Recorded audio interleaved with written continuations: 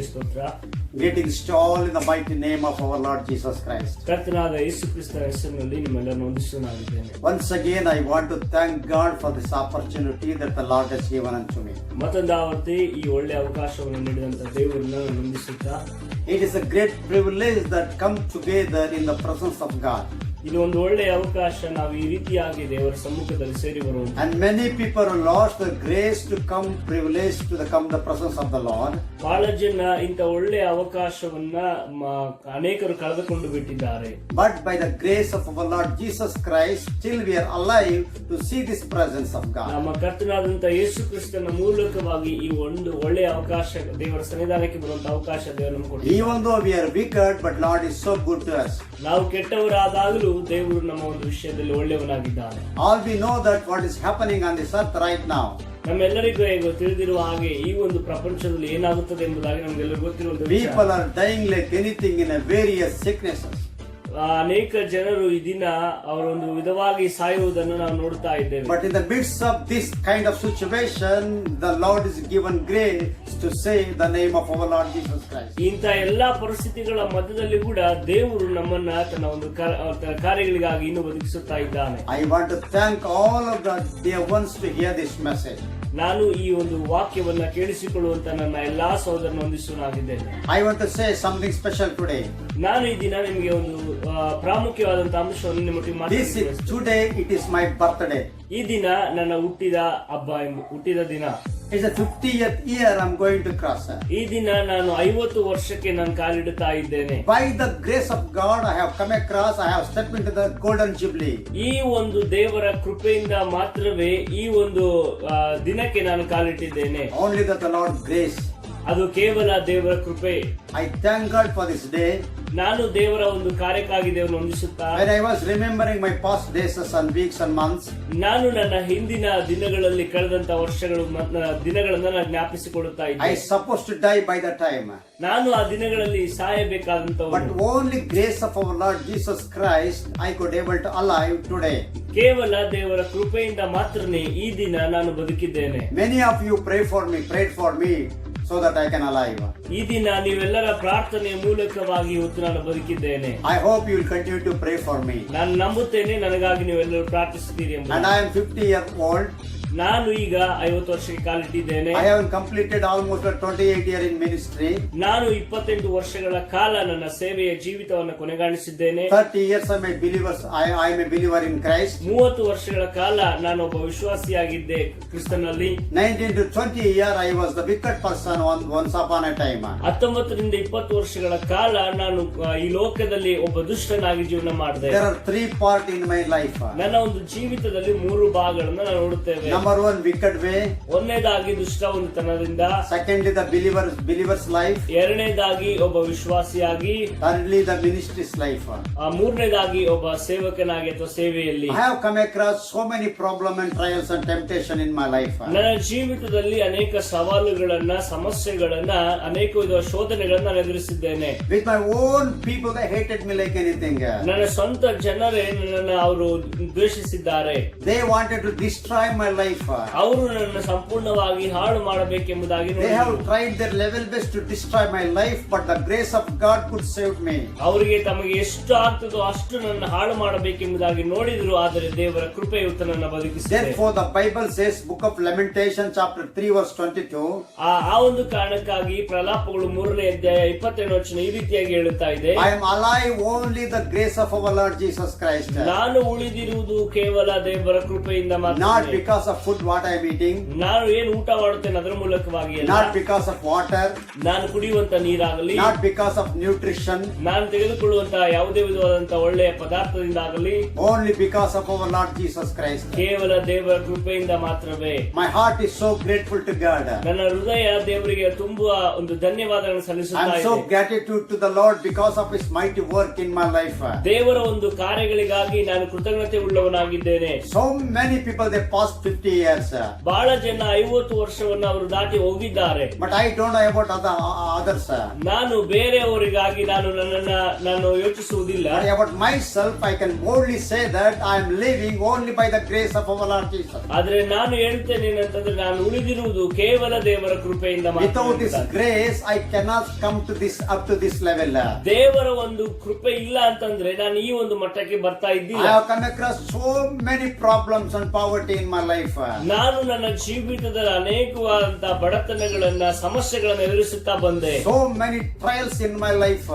ಬಹಳ ವಿಧವಾದಂತಹ ಕಷ್ಟಗಳನ್ನು ನಾನು ಎದುರಿಸಿದೆ. I was weeping and putting tears every day in the presence of God. ನಾನು ದಿನ ಪ್ರತಿನಿತ್ಯವೂ ದೇವರ ಸನ್ನಿಧಾನದಲ್ಲಿ ದುಃಖಿಸುತ್ತಾ ಗೋಳಾಡುತ್ತಾ ದಿನಗಳನ್ನು ಕಳೆದೆ. I just mourning like anything. ದೇವರ ಸಂಗಡ ನಾನು ಬಹಳವಾಗಿ ದುಃಖಿಸಿದೆ. Oh, but by the grace of God saved me from all those things. ಆ ದೇವರ ಕೃಪೆ ನನ್ನ ಎಲ್ಲ ಕಾರ್ಯಗಳಿಂದ ಇವತ್ತು ನನ್ನ ಬದುಕಿಸಿದೆ. For that is the purpose for encouraging word I want to read today. ಆ ಒಂದು ಕಾರಣಕ್ಕಾಗಿ ಈ ದಿನ ನಿಮ್ಮ ಒಂದು ಪ್ರೋತ್ಸಾಹಕ್ಕಾಗಿ ಒಂದು ವಾಕ್ಯವನ್ನು ಓದಲಿಕ್ಕೆ ಇಷ್ಟಪಡುತ್ತೇನೆ. Book of Isaiah chapter 54 verse 10. ಯೆಶಾಯನ ಬರೆದ ಪ್ರವಾದನೆ ಗ್ರಂಥ 54ನೇ ಅಧ್ಯಾಯ 10ನೇ ವಚನ. Here it says very clearly, ಇಲ್ಲಿ ಈ ರೀತಿಯಾಗಿ ಹೇಳ್ತಾ ಇದೆ, but my peace will never depart from you. ನನ್ನ ಸಮಾಧಾನವು ನಿನ್ನನ್ನು ಬಿಟ್ಟು ಹೋಗುವುದಿಲ್ಲ My grace ಎಂಬುದಾಗಿ. will never depart from you. ನನ್ನ ಕರುಣೆ ನಿಮ್ಮನ್ನು ಬಿಟ್ಟು ಹೋಗುವುದಿಲ್ಲ ಎಂಬುದಾಗಿ. Mountain may pass away, ಬೆಟ್ಟಗಳು ಸ್ಥಳವನ್ನು ಬಿಟ್ಟು ಹೋದಾವು, all the things may pass away, ಗುಡ್ಡಗಳು ಕದಲಿಯಾವು, but His grace will never depart from us. ಆದರೆ ನನ್ನ ಕೃಪೆಯು ನಿಮ್ಮನ್ನು ಬಿಟ್ಟು ಹೋಗುವುದು ಎಂಬುದು. That is the promise of God. ಅದು ದೇವರ ಒಂದು ವಾಗ್ದಾನ. We have to believe that word. ದೇವರ ವಾಗ್ದಾನವನ್ನು ನಾವು ನಂಬಬೇಕು. The word is nothing but God. ದೇವರ ವಾಕ್ಯ ಅಂತಂದ್ರೆ ಅದು ದೇವರೇ. It is a real problem we are facing these days. ಈ ಒಂದು ದಿನಗಳಲ್ಲಿ ನಾವು ಎದುರಿಸುತ್ತಿರುವಂತ ಒಂದು ದೊಡ್ಡ ಸವಾಲು ಏನಂತಂದ್ರೆ, Many people will believe God. ಬಹಳ ಜನ ದೇವರು ನಂಬುತ್ತಾ They ಇದ್ದಾರೆ, don't want to believe the word of God. ಆದ್ರೆ ಅವರು ದೇವರ ವಾಕ್ಯವನ್ನು ನಂಬಕ್ಕೆ ಅವರಿಗೆ ಆಗ್ತಾ ಇಲ್ಲ. There are few people believe the word of God, ಕೆಲವು ಜನ ದೇವರ ವಾಕ್ಯಗಳನ್ನು ನಂಬುತ್ತಾ but ಇದ್ದಾರೆ, they don't want to believe God. ಆದ್ರೆ ದೇವರನ್ನ ಅವರು ನಂಬುತ್ತಾ ಇಲ್ಲ. I want to clear these things, my dear friends. ಈ ಒಂದು ಸಮಯದಲ್ಲಿ ಈ ವಿಷಯವನ್ನ ನಾವು ನಿಮಗೆ ಸ್ಪಷ್ಟೀಕರಿಸುತ್ತೇನೆ. The word of God is nothing but God. ದೇವರ ವಾಕ್ಯ ಅಂತಂದ್ರೆ ಅದು ದೇವರೇ. Gospel of John chapter 1 it says very clearly, ಯೋಹಾನ ಬರೆದ ಸುವಾರ್ತೆ 1ನೇ ಅಧ್ಯಾಯ 1ನೇ ವಚನದಲ್ಲಿ ಸ್ಪಷ್ಟವಾಗಿ ಹೇಳ್ತಾ the ಇದೆ, word is become a God. ದೇವರ ವಾಕ್ಯವು ಅದು ನರಾವತಾರ ವ್ಯಕ್ತಿ ಭೂಮಿಗೆ ಬಂದು He became a flesh and seen among the people. ಆತನು ನರಾವತಾರ ವ್ಯಕ್ತಿ ಭೂಮಿಗೆ ಬಂದು ನಮ್ಮ ಮಧ್ಯದಲ್ಲಿ ವಾಸ ಮಾಡಿದನು So ಎಂಬುದಾಗಿ. when you honor the word of God, ಯಾವಾಗ ನೀವು ದೇವರ ವಾಕ್ಯವನ್ನ ನೀವು ಗೌರವಿಸುತ್ತೀರೋ, when you read the word of God, ಯಾವಾಗ ನೀವು ದೇವರ ವಾಕ್ಯವನ್ನು ಓದುತ್ತೀರೋ, when you believe the word of God, ಯಾವಾಗ ನೀವು ದೇವರ ವಾಕ್ಯವನ್ನು ನಂಬುತ್ತೀರೋ, then ultimately you believe Jesus. ಆ ಒಂದು ಕ್ಷಣ ನೀವು ಯೇಸು ಸ್ವಾಮಿಯನ್ನ ನಂಬಿದಂತೆ. And God said to Joshua, ದೇವರು ಯೋಶುವನಿಗೆ ಹೇಳ್ತಾ ಇದ್ದಾನೆ, my dear servant Joshua, ನನ್ನ ಸೇವಕನಾದ ಯೋಶುವನೇ, if you want to have a success in your life, ನಿನ್ನ ಜೀವಿತದಲ್ಲಿ ನೀನು ಒಂದು ಕೃತಜ್ಞತೆಯುಳ್ಳ ಜೀವಿತ if ಜೀವಿಸಬೇಕಾದರೆ, you want to see something glorious things in your life, ನಿನ್ನ ಜೀವಿತದಲ್ಲಿ ಉನ್ನತವಾದ ಕಾರ್ಯಗಳನ್ನು ನೀನು ನೋಡಬೇಕಾದರೆ, there we can read the word of God. ಅಲ್ಲಿ ದೇವರ ವಾಕ್ಯವನ್ನು ಓದಬೇಕು. Joshua 1:8 says like this, ಆ ಯೋಶುವನ ಬರೆದ ಪುಸ್ತಕ 1ನೇ ಅಧ್ಯಾಯ 8ನೇ ವಚನದಲ್ಲಿ ಹೇಳ್ತಾ ಇದೆ, you first one you have to meditate this word day and night. ಈ ಒಂದು ವಾಕ್ಯಗಳನ್ನ ಹಗಲು ರಾತ್ರಿ ನೀನು ಧ್ಯಾನಿಸಬೇಕೆಂಬುದಾಗಿ. You have to read the word of God day and night. ನೀನು ದೇವರ ವಾಕ್ಯಗಳನ್ನ ಹಗಲು ರಾತ್ರಿ ಧ್ಯಾನಿಸಬೇಕು. And then you should walk according to the word of God. ಆಮೇಲೆ ನೀನು ದೇವರ ವಾಕ್ಯದ ಪ್ರಕಾರ ನಡೆಯಬೇಕು. And finally God said to Joshua, ಕೊನೆಯದಾಗಿ ಯೋಶುವನಿಗೆ ಹೇಳ್ತಾ ಇದ್ದಾರೆ, only then, ಆವಾಗ ಮಾತ್ರವೇ, only then ಆಗ ಮಾತ್ರವೇ you will have great success in your life. ಆಗ ಮಾತ್ರನೇ ನಿನ್ನ ಜೀವಿತದಲ್ಲಿ ಒಂದು ದೊಡ್ಡ ಜಯವನ್ನ ನೀನು ಕಾಣುತ್ತಿ ಎಂಬುದಾಗಿ. Even there are really very sad things in the Christian's life. ನಮ್ಮ ಒಂದು ಕ್ರೈಸ್ತಿಯ ಜೀವಿತದಲ್ಲಿ ಒಂದು ದೊಡ್ಡ ದುಃಖಕರವಾದ ಸಂಗತಿ Many ಎಂದರೆ, pastors and believers they are not reading the Bible.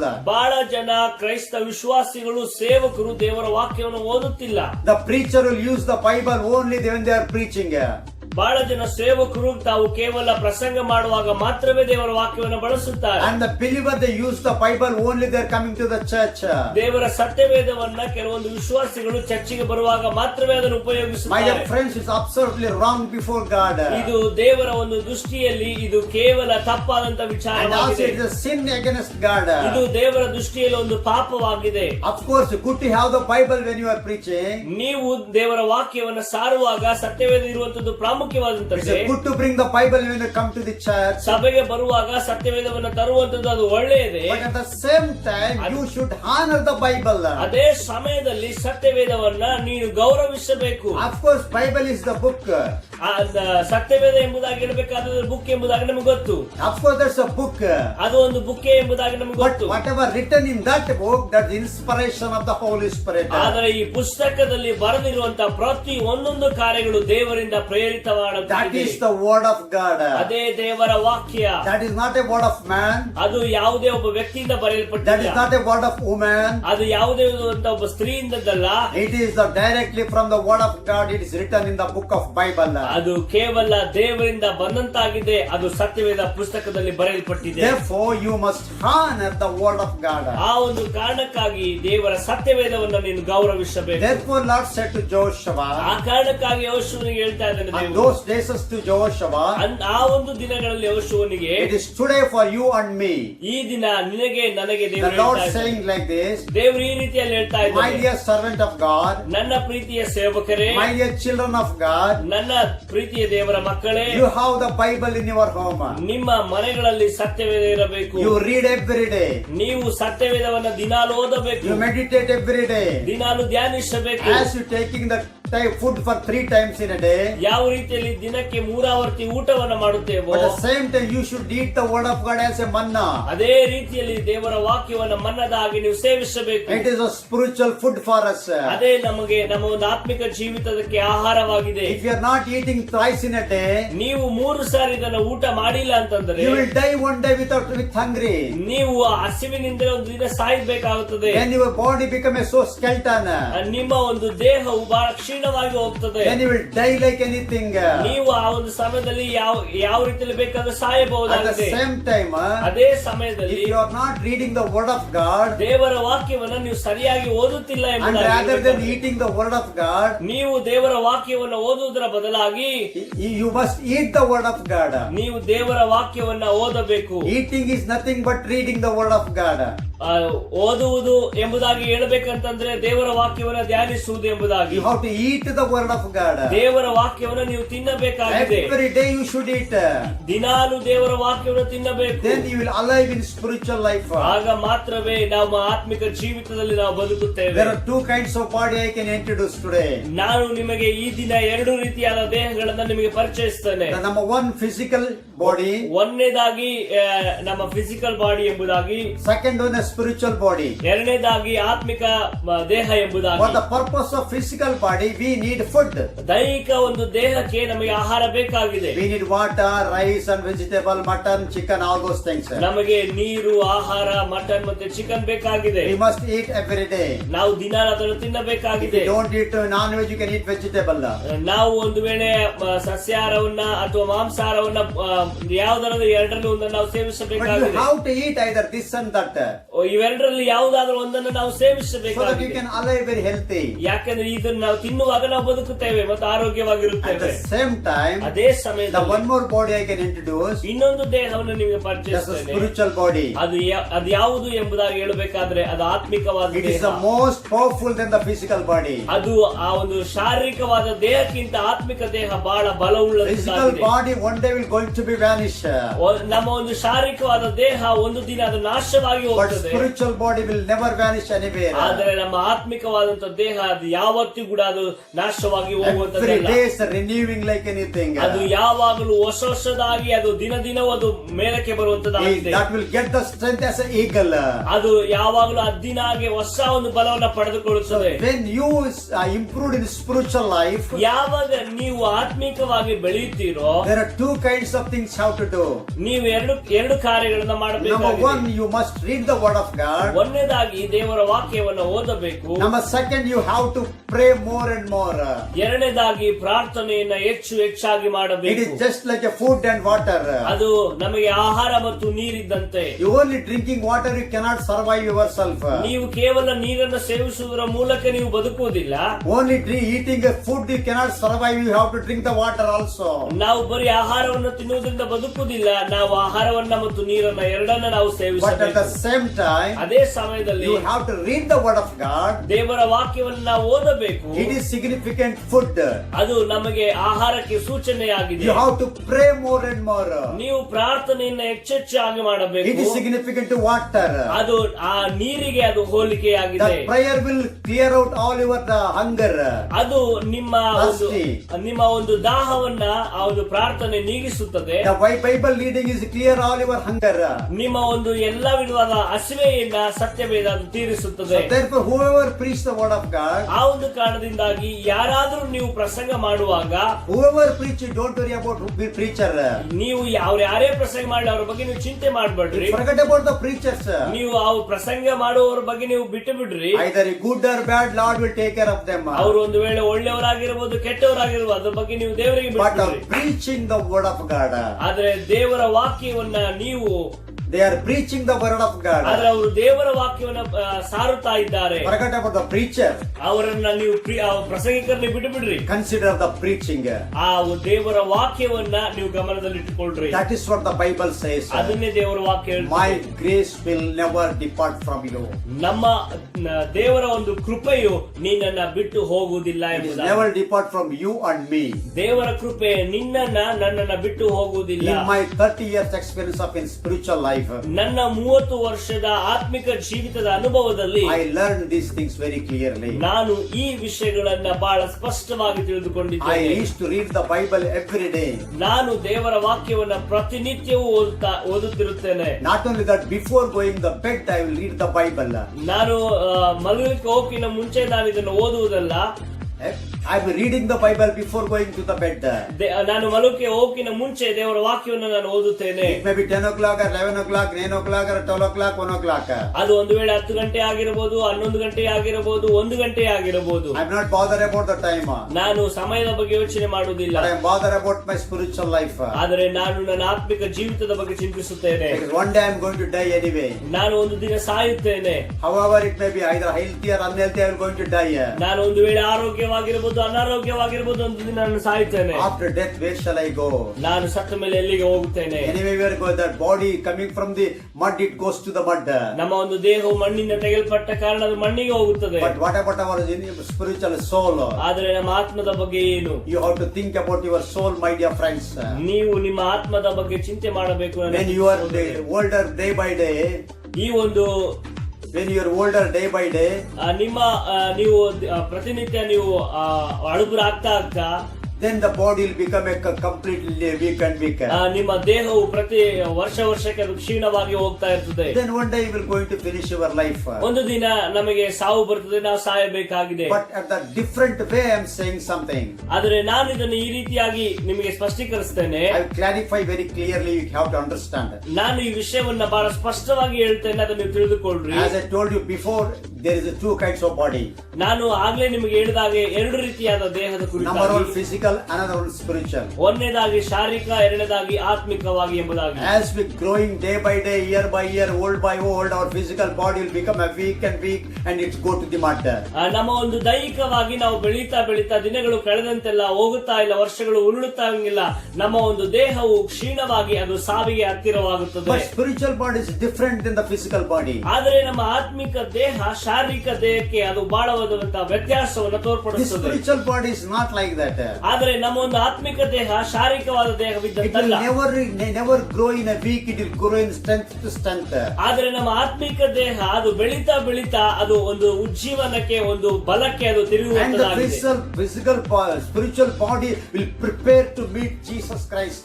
ನಮ್ಮ ಆತ್ಮಿಕ ದೇಹ ದೇವರನ್ನ ನೋಡುವುದಕ್ಕೆ ತನ್ನನ್ನು ತಾನು ಅದು ಸಿದ್ಧಪಡಿಸಿಕೊಳ್ಳುತ್ತದೆ. Because spiritual bodies belongs to God. God. ಯಾಕೆಂದ್ರೆ ನಮ್ಮ ಆತ್ಮಿಕ ದೇಹ, ಆತ್ಮಿಕ ಆತ್ಮ ಅದು ದೇವರಿಗೆ ಸಂಬಂಧಪಟ್ಟ. My dear friends, listen to me very carefully. ನನ್ನ ಪ್ರಿಯ ಸಹೋದರರೇ, ನನ್ನ ಜಾಗೃತಿಯಿಂದ ಕೇಳಿಸಿಕೊಳ್ಳ್ರಿ. Physical body and spiritual body will never stay separate.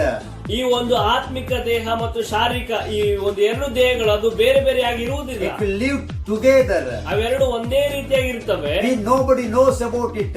ಆದ್ರೆ ಅವು ನಮಗೆ ಬಹಳ ಜನಕ್ಕೆ ಅದು ನಮ್ಗೆ ಗೊತ್ತಿಲ್ಲ. When you look at the person, you can see only physical body. ಯಾವಾಗ ನಾವು ಒಬ್ಬ ವ್ಯಕ್ತಿಯನ್ನು ನೋಡುತ್ತೇವೋ ಕೇವಲ ನಾವು ಅವರ ದೇಹವನ್ನು ಮಾತ್ರ But ನೋಡುತ್ತೇವೆ. spiritually you cannot see.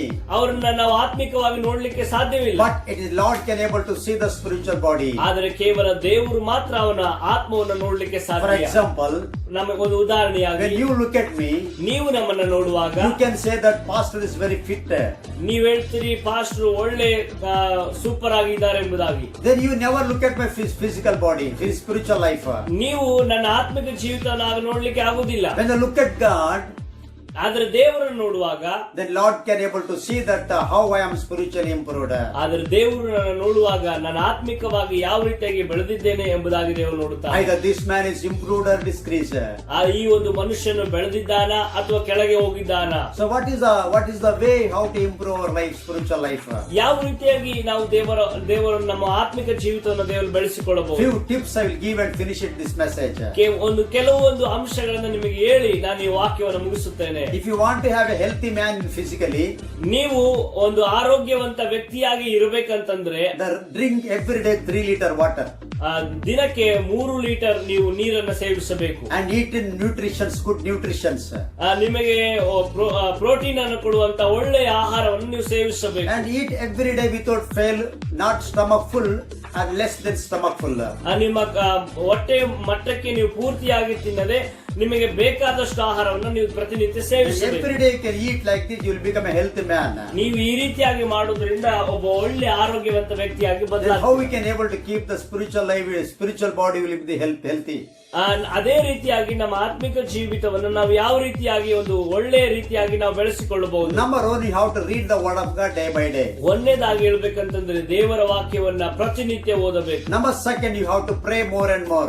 ಎರಡನೇದಾಗಿ ನೀವು ಪ್ರಾರ್ಥನೆಯನ್ನ ಹೆಚ್ಚಾಗಿ ಮಾಡಬೇಕು. Number third, you should walk according to the word of God. ಮೂರನೇದಾಗಿ ದೇವರ ವಾಕ್ಯದ ಪ್ರಕಾರ ನಡೆಯಬೇಕು. When you do this, ನೀವು ಈ ಮೂರನ್ನ ಮಾಡುವಾಗ you'll growing in spiritually, ನೀವು ಆತ್ಮಿಕವಾಗಿ ಬೆಳೀತೀರಾ, as well as in physically. ಅದೇ ರೀತಿಯಲ್ಲಿ ಶಾರೀರಿಕವಾಗಿ There's ಬೆಳೀತೀರಾ. a word in the Bible. ದೇವರ ಒಂದು ವಾಕ್ಯದಲ್ಲಿ ಈ ರೀತಿಯಾಗಿದೆ, My dear beloved, ನನ್ನ ಪ್ರೀತಿಯ ಸಹೋದರರೇ, if you grow in spiritually as well as you grow in physically, ನೀವು ಆತ್ಮಿಕ ವಿಷಯದಲ್ಲಿ ಅಭಿವೃದ್ಧಿ ಹೊಂದಿದ ಪ್ರಕಾರವೇ ಎಲ್ಲ ವಿಷಯಗಳಲ್ಲಿ ಅಭಿವೃದ್ಧಿ ಹೊಂದಬೇಕು. then you'll become a so rich man in the world. ನೀವು ಆಗ ಈ ಪ್ರಪಂಚದಲ್ಲಿ ಒಬ್ಬ ಉನ್ನತ ವ್ಯಕ್ತಿಯಾಗಿ ಬದಲಾಗ್ತೀರಾ. Then after death you'll go to heaven. ಆ ಒಂದು ಸಮಯದಲ್ಲಿ ನೀವು ಸತ್ತ ಮೇಲೆ ದೇವರ ಒಂದು ರಾಜ್ಯಕ್ಕೆ The ಸೇರುತ್ತೀರಾ. physical improvement will help in a two way. ನಮ್ಮ ಒಂದು ಆತ್ಮಿಕ ನಮ್ಮ ಶಾರೀರಿಕವಾದಂತಹ ಒಂದು ದೇಹದ ಅಭಿವೃದ್ಧಿ ಎರಡು ರೀತಿಯಾಗಿ ನಮಗೆ ಪ್ರಯೋಜನವಾಗಿದೆ. Our spiritual improvement helps in two way. ನಮ್ಮ ಒಂದು ಆತ್ಮಿಕ ಜೀವಿತ ಒಂದು ಬದಲಾವಣೆ ಎರಡು ರೀತಿಯಾಗಿ ನಮಗೆ ಉಪಯೋಗವಾಗಿದೆ. One is towards God, another is towards the world. ಒಂದನೇದಾಗಿ ಅದು ದೇವರ ಹತ್ತಿರ ಹೋಗುತ್ತದೆ, ಎರಡನೇದಾಗಿ ಅದು ಲೋಕಕ್ಕೆ ದೂರವಾಗುತ್ತದೆ. That is the way you should learn.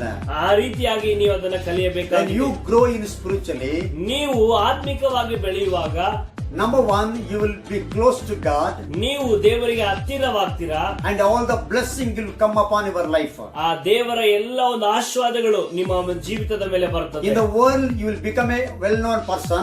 ನೀವು ಈ ಲೋಕದಲ್ಲಿ ಒಬ್ಬ ಒಳ್ಳೆಯ ಎಲ್ಲರಿಗೆ ತಿಳಿಯುವಂತ ವ್ಯಕ್ತಿಯಾಗಿ And ಬದಲಾಗ್ತೀರಾ. secondly, you will be very good spiritual man. ಆ ಎರಡನೇದಾಗಿ ಒಬ್ಬ ಒಳ್ಳೆಯ ಆತ್ಮಿಕ ವ್ಯಕ್ತಿಯಾಗಿರ್ತೀರಾ.